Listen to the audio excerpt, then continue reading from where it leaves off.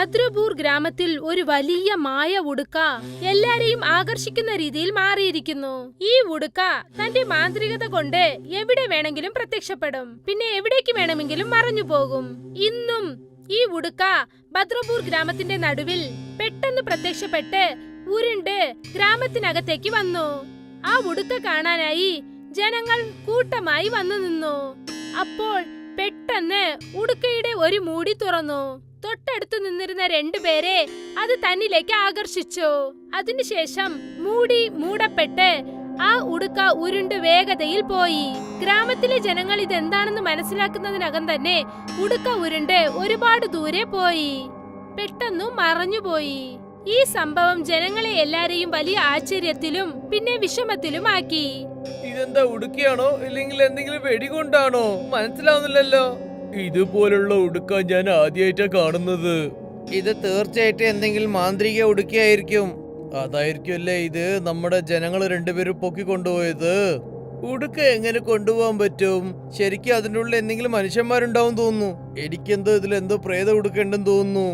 ഈ പ്രേത ഉടുക്ക ഈ ജനങ്ങളെ പൊക്കിക്കൊണ്ട് എങ്ങോട്ട് കൊണ്ടുപോയിട്ടുണ്ടോ അറിയില്ലല്ലോ. നമ്മൾ ഏത് ഉടുക്ക കണ്ടാലും അത് ശിവന്റെ ഉടുക്ക പോലെ ഉണ്ടാവും, പക്ഷെ ഇതെന്തോ വ്യത്യാസമായിട്ടുണ്ടല്ലോ. എല്ലാരും ആ ഉടുക്കയെ കുറിച്ച് സംസാരിച്ചു കൊണ്ടിരുന്നു. അപ്പോഴാണ് അവരോട് ഒരാൾ വന്ന് എന്തു പറഞ്ഞെന്നാൽ, അതായത് നദിയുടെ അടുത്ത് രണ്ടുപേരുടെ എലുമ്പുകൂടുകൾ ഉണ്ടെന്ന് പറഞ്ഞു. എല്ലാവർക്കും അപ്പോഴാണ് മനസ്സിലായത് അവർ രണ്ടുപേരെയും കൊന്നത് ആ ഉടുക്കയാണെന്ന്. ആ ഉടുക്കയുടെ ഈ പ്രവർത്തനം നിർത്താനായി ഗ്രാമത്തിലെ ജനങ്ങൾ ഒരു സ്വാമിജിയെ കാണാനായി ചെന്നു.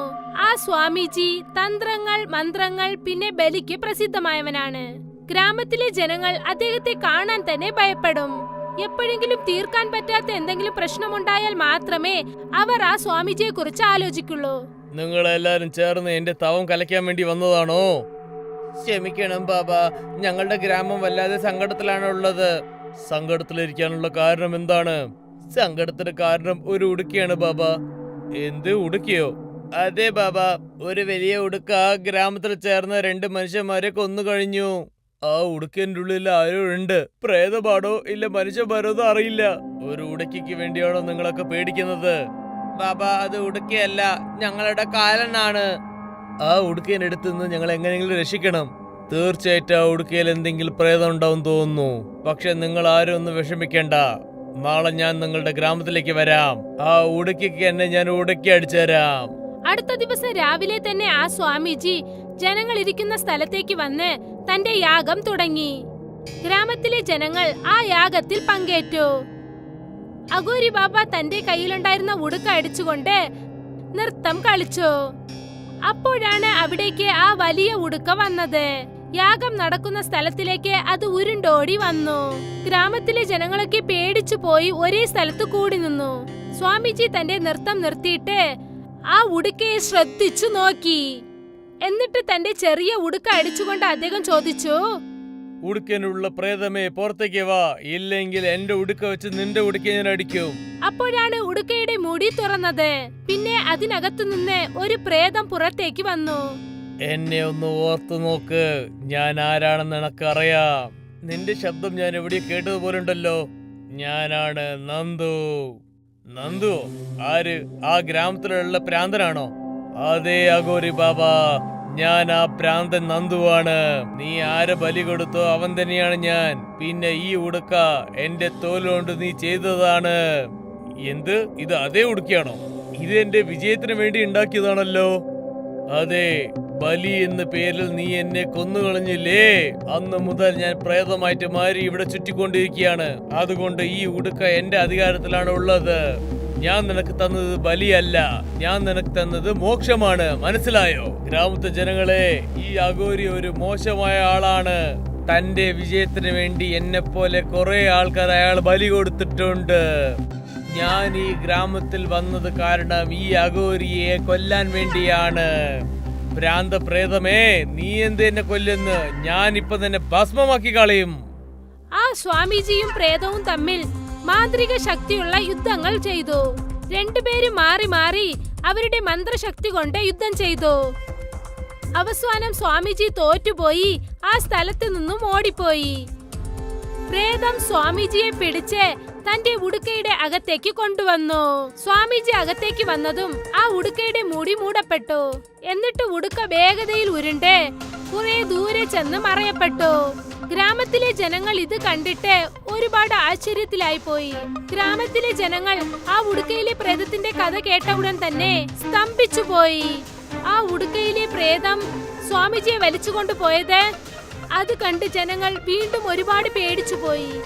ഇപ്പോൾ ഗ്രാമത്തിലെ ജനങ്ങൾക്ക് യാതൊരു സ്വാമിജിയുടെ മേലിലും വിശ്വാസമില്ലാതായി.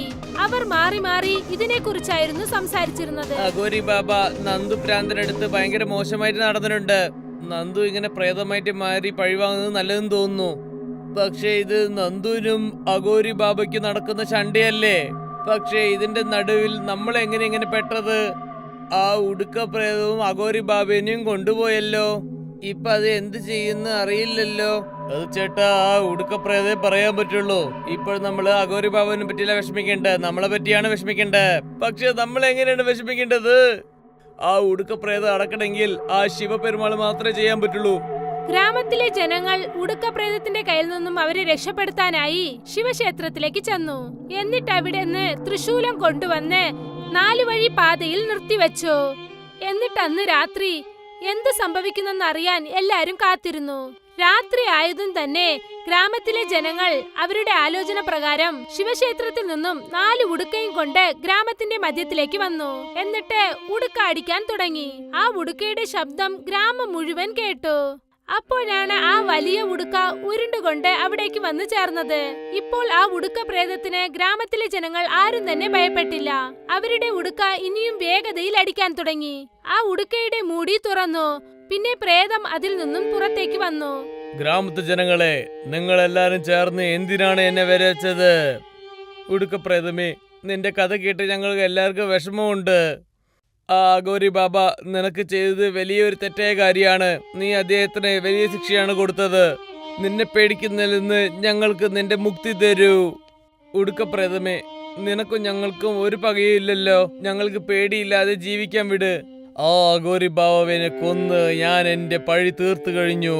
അതുകൊണ്ട് ഇപ്പൊ എനിക്ക് മുക്തി വേണം. നിനക്ക് മുക്തി എങ്ങനെ കിട്ടും? എനിക്ക് മുക്തി കിട്ടണമെങ്കിൽ നിങ്ങൾ എല്ലാവരും ചേർന്ന് ഒരു കാര്യം ചെയ്യണം. അത് എന്താണെന്ന് കാര്യം എന്ന് പറയൂ ഉടുക്ക പ്രേതമേ. ഈ കാണുന്ന വലിയ ഉടുക്കിയാണ് എന്റെ ദേഹം. ആ അഘോരി ബാബ എന്നെ കൊന്നതിന് ശേഷം ചടങ്ങ് ചെയ്തിട്ടില്ല.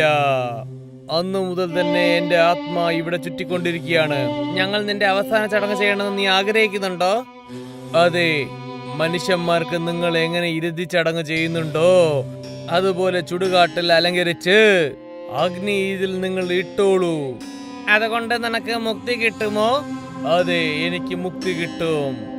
ഉടുക്ക പ്രേതത്തിന്റെ കഥ കേട്ട് ജനങ്ങൾ മാറി മാറി സംസാരിച്ചു. ഗ്രാമത്തിലെ ജനങ്ങൾ ആ ഉടുക്കയെ ചുടുകാട്ടിലേക്ക് കൊണ്ടുപോയി അതിനെ നന്നായി അലങ്കരിച്ച് ഉറകളായുള്ള പൂജകൾ ചെയ്ത് ആ ഉടുക്കയെ കത്തിച്ചു. അതിനെ സംസ്കരിച്ചു. ആ ഉടുക്ക കത്തി ചാമ്പലായി മാറി. അങ്ങനെ നന്ദുവിന്റെ ആത്മാവിന് മോചനം ലഭിച്ചു. ഗ്രാമത്തിലെ ജനങ്ങളെല്ലാം നന്ദുവിന്റെ ആത്മാവിനെ കണ്ട് വണങ്ങി നിന്നു.